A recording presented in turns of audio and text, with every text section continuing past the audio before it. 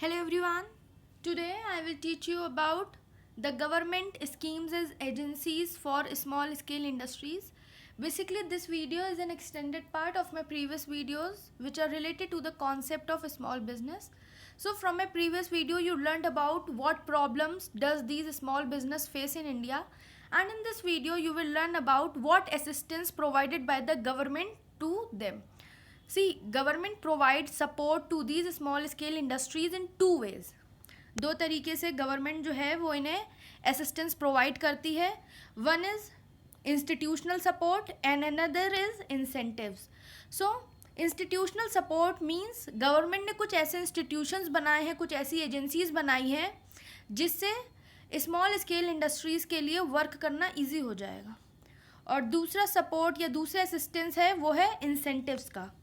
So government ने इनके लिए कुछ इंसेंटिव्स बनाए हैं जिससे ये इंडस्ट्रीज़ डेवलप हो पाएंगी और compete कर सकेंगी लार्ज स्केल एंटरप्राइजेस से.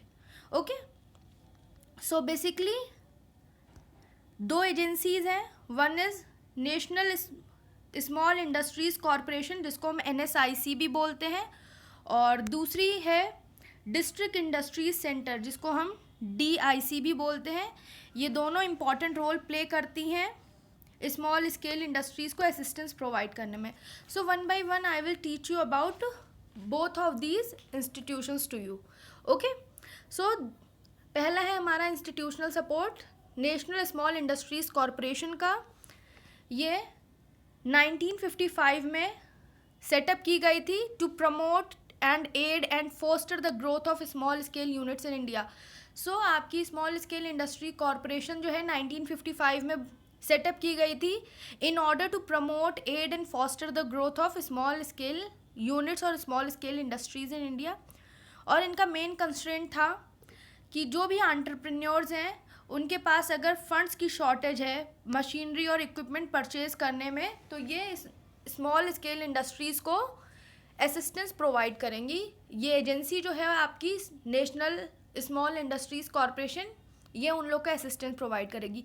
As in my previous video you learn that इनके पास फंड्स की शॉर्टेज होती है. सबसे ज़्यादा बड़ी प्रॉब्लम इनके पास फाइनेंस को लेकर के ही होती है, इनके पास शॉर्टेज होती है फाइनेंस की.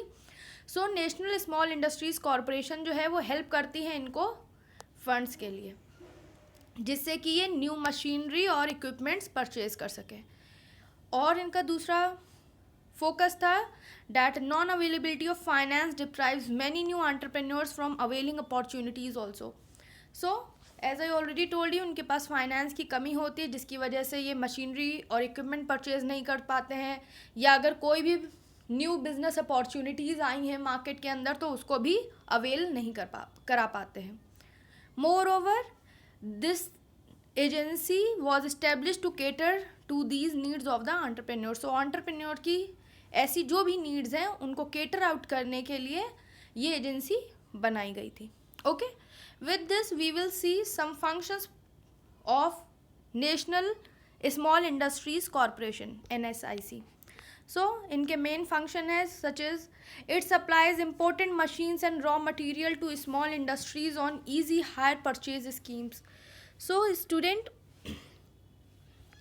सी, as I already told you कि मशीन जो है वो कैपिटल एसेट है and to purchase small scale industries need huge assets. So इन मशीनरी को परचेज करने के लिए स्मॉल स्केल इंडस्ट्रीज़ को ज़्यादा एसेट्स की ज़रूरत होगी, लार्ज अमाउंट में एसेट्स की ज़रूरत होगी.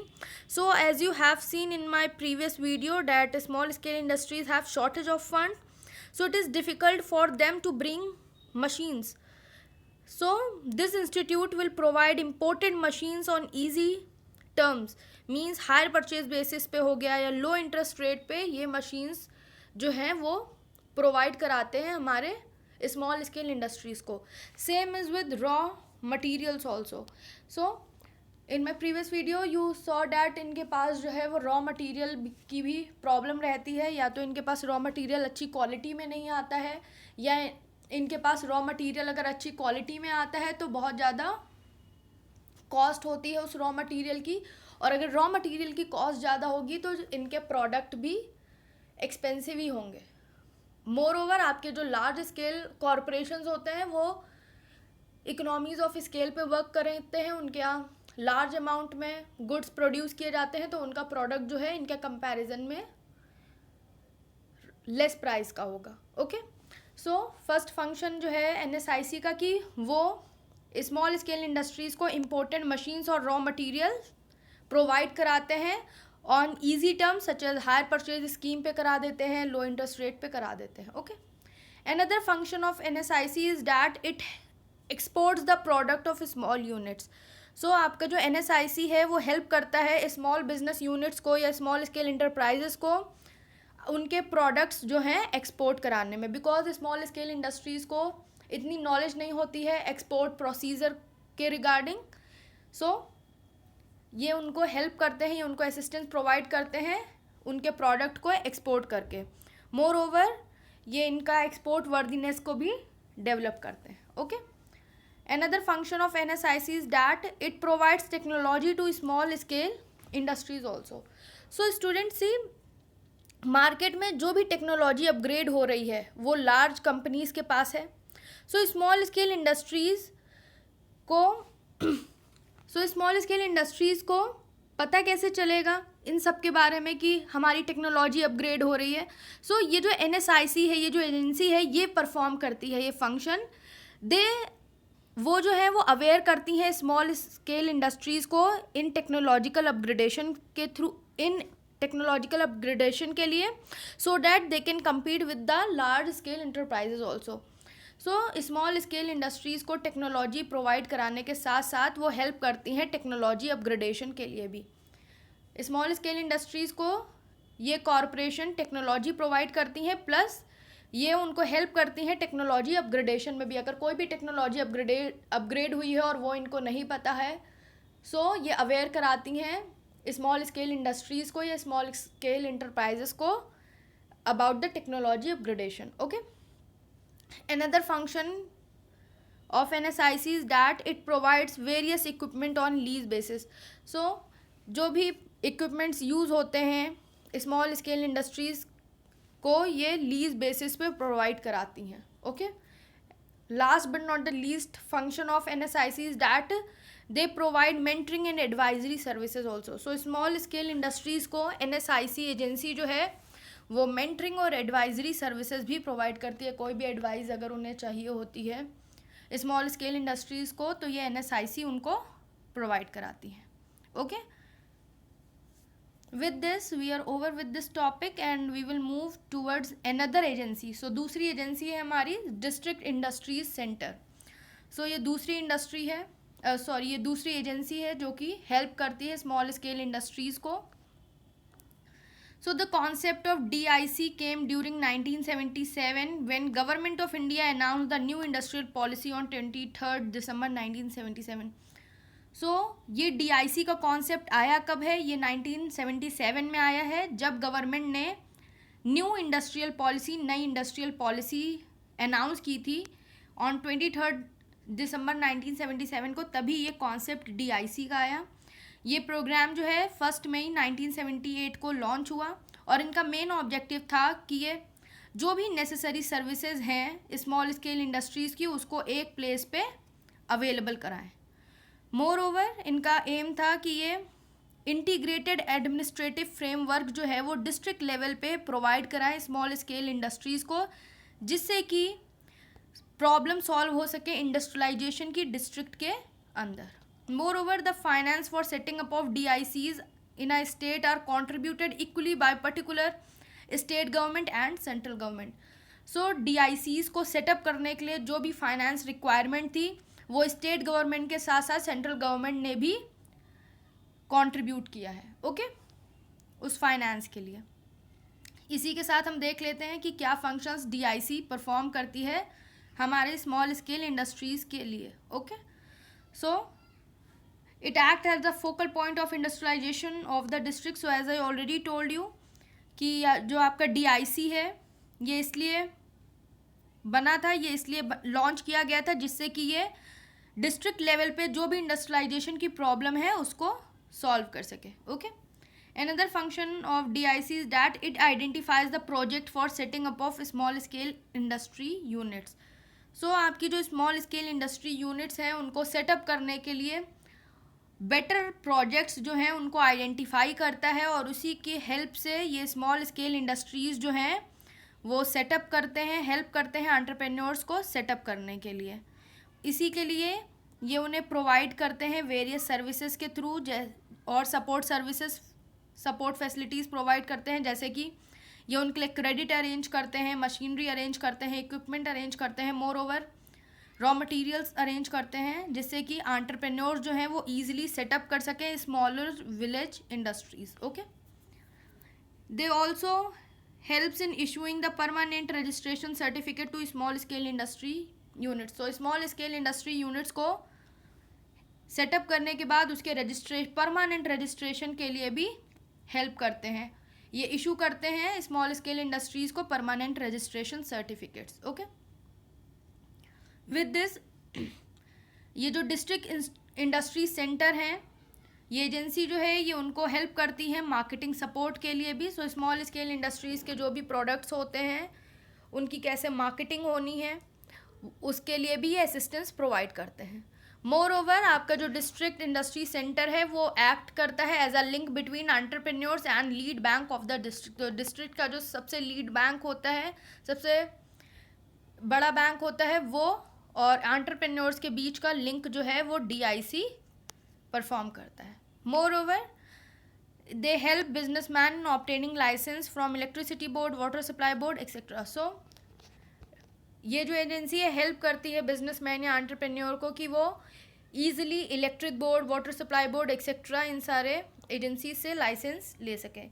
मोर ओवर ये छोटा सा अटेम्प्ट करती हैं इस प्रोग्राम के अंदर, जिससे कि ये कुछ फैक्टर्स हो गए जैसे कि रूरल आर्टिसंस हो गए, हैंडलूम ऑपरेटर हो गए, स्किल्ड क्राफ्टमैन हो गए, इनको भी नेग्लेक्ट नहीं करती हैं और इनको भी साथ लेकर के चलती हैं जिससे कि रूरल डेवलपमेंट हो सके। ओके, सो आई होप आपको क्लियर हो गया है कि गवर्नमेंट एजेंसीज जैसे कि NSIC है और DIC है ये क्या हेल्प या क्या असिस्टेंस प्रोवाइड करते हैं हमारे स्मॉल स्केल इंडस्ट्रीज़ को। Okay, with this we have some incentives which are provided to these small scale industries or you can say hilly backward rural areas को।